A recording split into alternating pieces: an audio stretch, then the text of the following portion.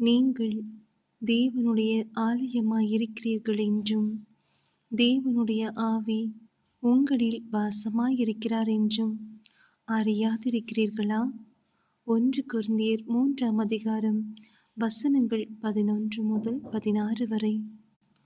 போடப்பட்டிருக்கிற அஸ்திபாரமாகிய இயேசு கிறிஸ்துவை அல்லாமல் வேறே அஸ்திபாரத்தை போட ஒருவனாலும் கூடாது.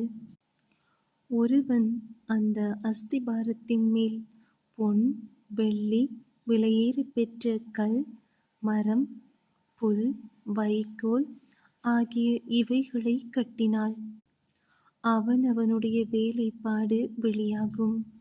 நாளானது அதை விளங்க பண்ணும். ஏனெனில் அது அக்கினியினாலே வெளிப்படுத்தப்படும். அவனவனுடைய வேலைப்பாடு எத்தன்மையுள்ளதென்று அக்கினியானது பரிசோதிக்கும். அதின் மேல் ஒருவன் கட்டினது நிலைத்தால் அவன் கூலியை பெறுவான். ஒருவன் கட்டினது வெந்து போனால் அவன் நஷ்டமடைவான். அவனோ ரட்சிக்கப்படுவான், அதுவும் அக்கினியில் அகப்பட்டு தப்பினது போலிருக்கும். நீங்கள் தேவனுடைய ஆலயமாயிருக்கிறீர்கள் என்றும், தேவனுடைய ஆவி உங்களில் வாசமாயிருக்கிறார் என்றும் அறியாதிருக்கிறீர்களா?